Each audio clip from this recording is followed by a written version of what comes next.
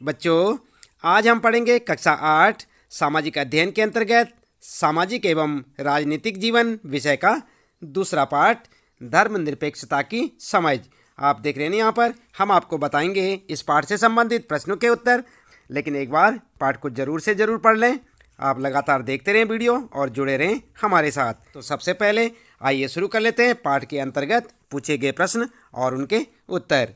समझते हैं ना आप? पाठ के अंतर्गत पूछे गए प्रश्न का मतलब होता है जो पाठ के बीच बीच में आपसे प्रश्न पूछे जाते हैं, सबसे पहले उनके उत्तर जान लेते हैं। आप देख सकते हैं पाठ के बीच में। तो यहाँ पर जो है पहला प्रश्न आपके लिए, इस अध्याय की भूमिका को एक बार फिर पढ़िए। आपको ऐसा क्यों लगता है कि बदले की भावना इस समस्या से निपटने का सही रास्ता नहीं हो सकती? अगर सारे समूह बदले के रास्ते पर चल पड़े तो क्या होगा? और ये प्रश्न बच्चों आपको देखने को मिलेगा पेज नंबर 19 पर, यानी कि आप 19 नंबर पेज देखें अपनी पाठ्य पुस्तक के। वहाँ पर आपको इस प्रकार का एक प्रश्न देखने को मिलेगा। उत्तर में क्या लिखेंगे आप? उत्तर इस प्रकार से लिखें, हिटलर ने जर्मनी में यहूदियों पर अत्याचार किया।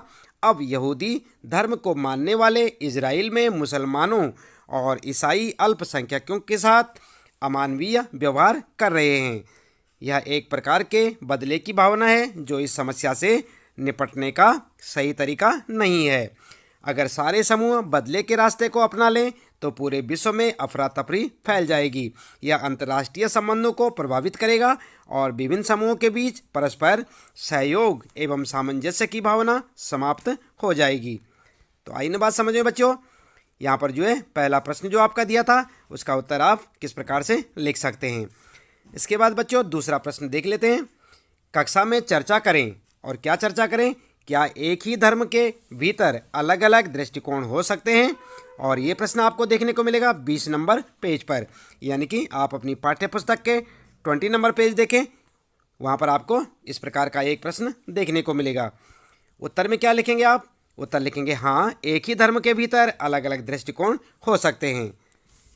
अगला प्रश्न है बच्चों तीसरा, क्या आप भारत के किसी भी भाग से हाल की कोई ऐसी घटना बता सकते हैं जहां संविधान के धर्मनिरपेक्ष आदर्शों का उल्लंघन किया गया हो और लोगों को उनके धर्म की वजह से प्रताड़ित किया गया हो या मारा गया हो? और ये प्रश्न है बच्चों, आप देख सकते हैं अपनी पाठ्य पुस्तक के 25 नंबर पेज पर। 25 नंबर पेज देखें आप, वहाँ पर आपको इस प्रकार का एक प्रश्न देखने को मिलेगा। उत्तर क्या लिखेंगे? उत्तर इस प्रकार से लिखेंगे आप। उत्तर लिखेंगे, जम्मू कश्मीर में मुसलमानों द्वारा गैर मुस्लिम समुदायों को प्रताड़ित किया जाता है या मारा जाता है। यह संविधान के धर्मनिरपेक्ष आदर्शों का उल्लंघन है। तो ठीक इसी प्रकार से आप अपना उत्तर लिख सकते हैं। इसके बाद बच्चों आपके लिए प्रश्न शुरू हो जाते हैं, चित्र आधारित प्रश्न। तो यहाँ पर क्या है आपके लिए प्रश्न है, उपरोक्त चित्र कथा, यानी कि उपरोक्त चित्रकथा पट में शिक्षक ने जो उत्तर दिया उस पर चर्चा करें। और क्या दिया यहाँ पर आप देख सकते हैं, पेज नंबर 22 पर आप देखेंगे तो वहाँ पर आपको जो है ये चित्रकथा देखने को मिलेगी। आप यहाँ से भी देख सकते हैं बच्चों, ये है वो चित्र।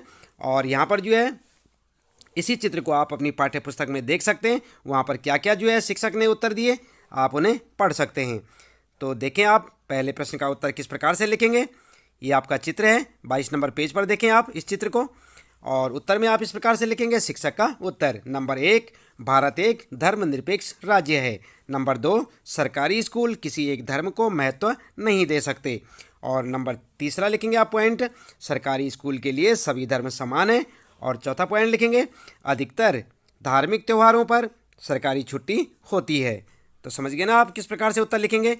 यहाँ पर आप जो है जो चित्र देख रहे हैं बच्चों, आप अपने 22 नंबर पेज पर देख सकते हैं अपनी पाठ्य पुस्तक के, ये चित्र देखने को मिलेगा और शिक्षक के जवाब भी। इसके बाद अगला प्रश्न है बच्चों, दूसरा प्रश्न है आपका, सरकारी स्कूलों में अक्सर कई धर्मों के बच्चे आते हैं। इस बात को ध्यान में रखते हुए धर्मनिरपेक्ष राज्य के 3 उद्देश्यों को दोबारा पढ़िए।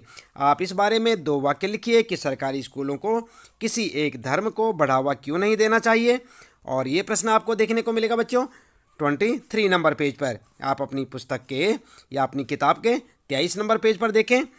और इस प्रकार के आपको वहाँ पर एक चित्र देखने को मिलेगा, देख रहे ना आप, यही चित्र आपको 23 नंबर पेज पर मिलेगा।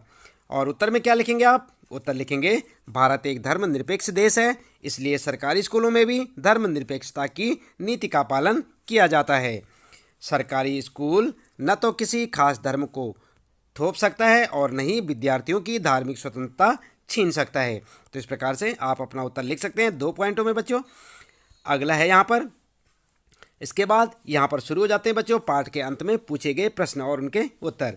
तो आप देख सकते हैं अपनी पाठ्य पुस्तक में जहाँ पर आपका पाठ समाप्त हो जाता है उसके बाद पाठ के अंत में आपसे कुछ प्रश्न पूछे हुए हैं।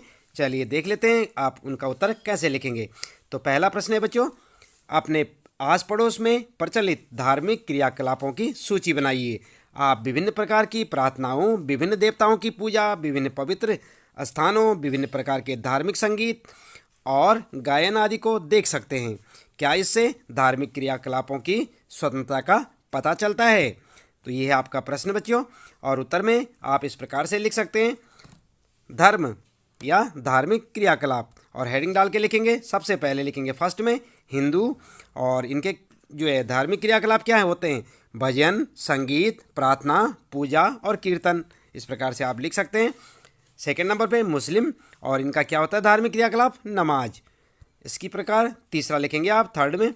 सिख के लिए लिखेंगे प्रभात फेरी, शब्द कीर्तन, दरबार, अरदास और नगर कीर्तन।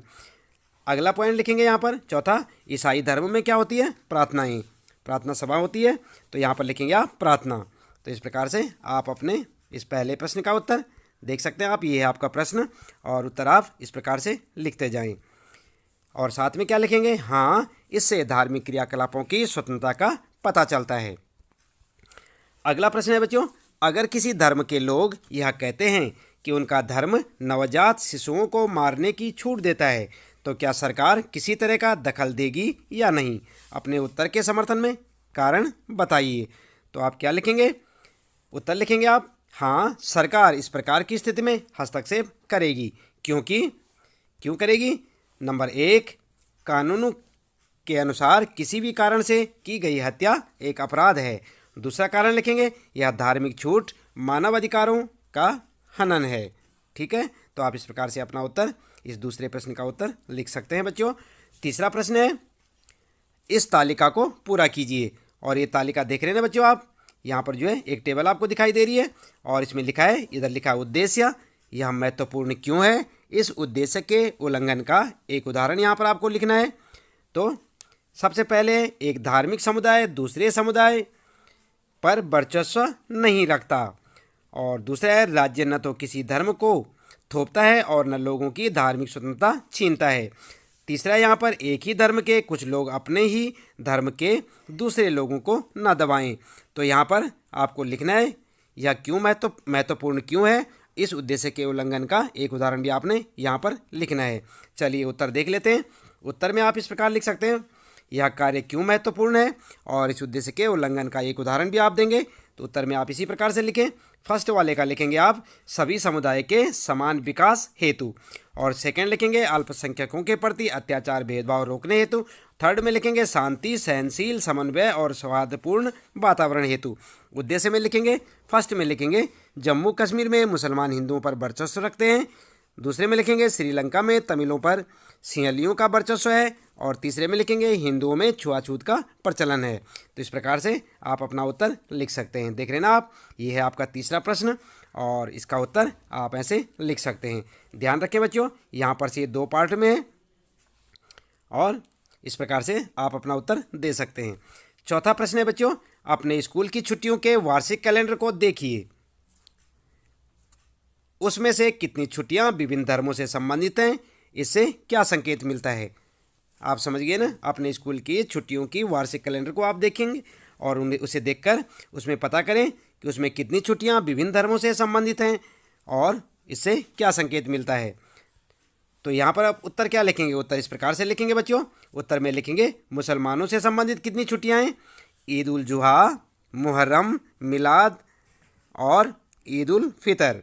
इसी प्रकार सिखों से संबंधित बैसाखी, गुरु नानक जयंती, और जैन धर्म से संबंधित महावीर जयंती, बौद्ध धर्म से संबंधित बुद्ध पूर्णिमा, और हिंदुओं से संबंधित लोहड़ी, मकर संक्रांति, बसंत पंचमी, रविदास जयंती, महाशिवरात्रि, होली, रामनवमी, रक्षाबंधन, जन्माष्टमी, दशहरा, वाल्मीकि जयंती, दीपावली, गोवर्धन पूजा, भैया दूज।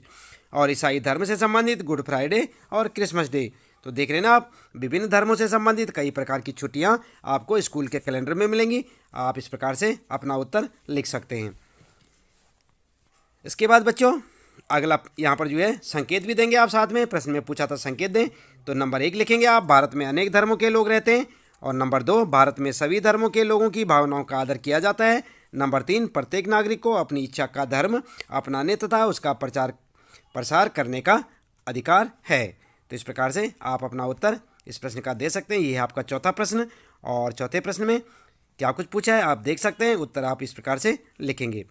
5वें प्रश्न की बात करते हैं बच्चों, और इसमें पूछा है एक ही धर्म के भीतर अलग अलग दृष्टिकोणों के कुछ उदाहरण दें।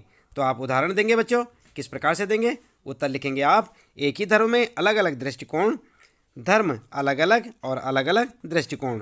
तो इस प्रकार से आप अपना उत्तर दे सकते हैं। यहाँ पर जो एक टेबल सी बनाई है आप बच्चों, और इसमें सबसे ऊपर लिख दें धर्म अलग अलग दृष्टिकोण। जैसे हिंदू धर्म में सनातन धर्म, मूर्ति पूजा, आर्य समाज।